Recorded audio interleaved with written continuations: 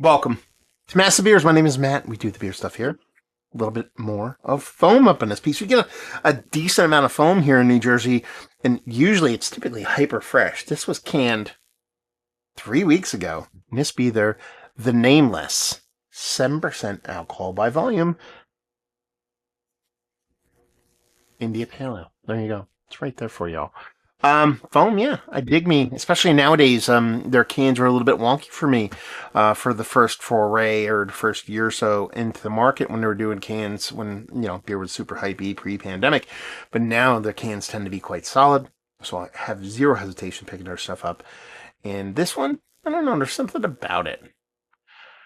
It says the Nameless. All their cans names of their beers have to do with songs. There's like a lyrical track about the Nameless, Shameless that comes from Wisdom and Change hardcore stuff. I'm not a big hardcore guy, but those are my friends, or acquaintances, I should say, better than friends.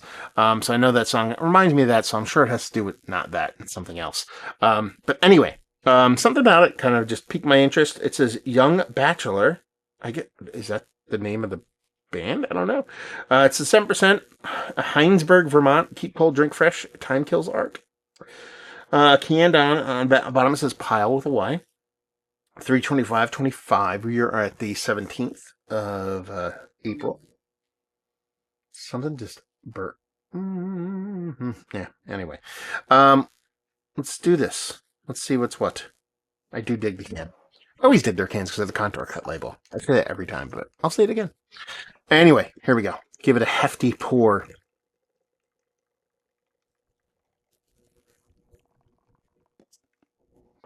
Here's some more. So yeah, dig it. Love the cutout. Beer wise, I don't lie to you. 7% hazy. We're on track right now. I mean, it doesn't have that super kind of milky washed outness that a lot of New England style haze kind of covets or wants to be, but it definitely looks the part. Nice rich haze, a little bit decent amount of orange in there. Picky finger, super tight compact bubble, rich kind of base with this super kind of soapy, kind of legsy, as you can see there, kind of edge to it. So looks the part of like chuggable New England style haze, not like super turbid soupy stuff. I'm game for all that stuff as long as it tastes good. But this one looks the part of funness. Let's get a huff. Okay. There's a cool thing going on here. Very bright. I'll probably put it up right about the same time. I reviewed a film, Hoppy Pills, and that was very much summery vibes. This one's giving me much the same, but a little bit different variety. A little richer, a little denser, a little bigger. Obviously, a little hopped up pills isn't going to be that compared to something like this, but it has those kind of brighter citrus, lemon limey kind of notes to it. There's this greenness to it, this little bit of grassy thing going on here. It's not a super 2x4 to the face kind of nose that's going to make you redefine what aromatics can be in a beer, but there's something cool about it.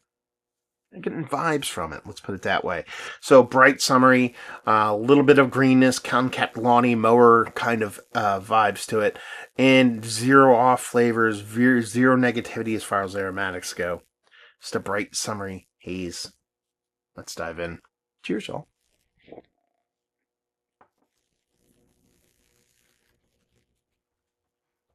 That's what that is. It's summer in a glass. Again, 2 for 2 with this with the foam beers because, like I said, it was a couple days ago I reviewed a it was I keep wanting to say Italian pilsner, but it was like a hopped up kind of pilsner and had very much summery vibes.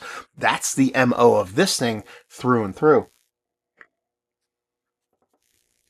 There's copious amounts of citrus, lemon limey kind of hops, a little bit of pineapple kind of dolloped in there in a very, very fun way. A nice kind of soft greeniness. Again, it's not super unkept lawn. It's probably a little bit more Augusta National kind of Kentucky bluegrass primmed and primed kind of lawn going on here. We're just off the Masters. Come on. But it definitely has this green thing that's not overly aggressive. It kind of lets this kind of summery thing kind of come through.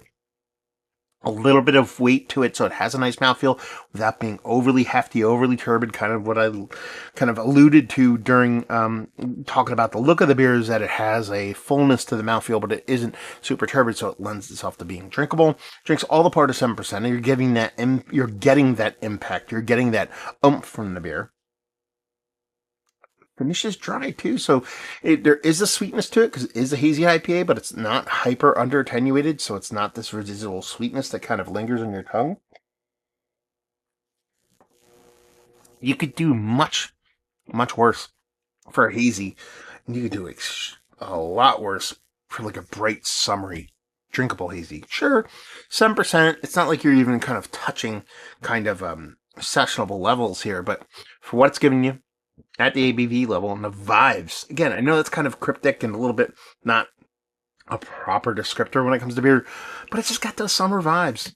Listen, we're in the throes of spring. We're smelling, we're sniffing very close to summer.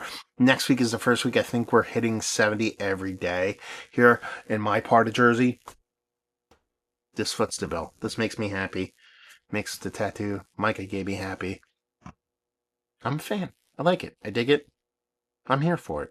Again, it's not going to rewrite a 7% hazy IPA. Even if we talk about it, well, let's cut to the chase and say, is this one of the better? Is this Mount Rushmore status? Hazy IPAs. 7%. It's one of the better ones I've had. It's not Mount Rushmore status, but again, let's put it this way. I think I paid probably 17, 18 bucks for this. The whole 4-pack's going to be drank very easily. I'm not upset that I purchased this. Sometimes, and I say this in a positive way, I don't mean this negative.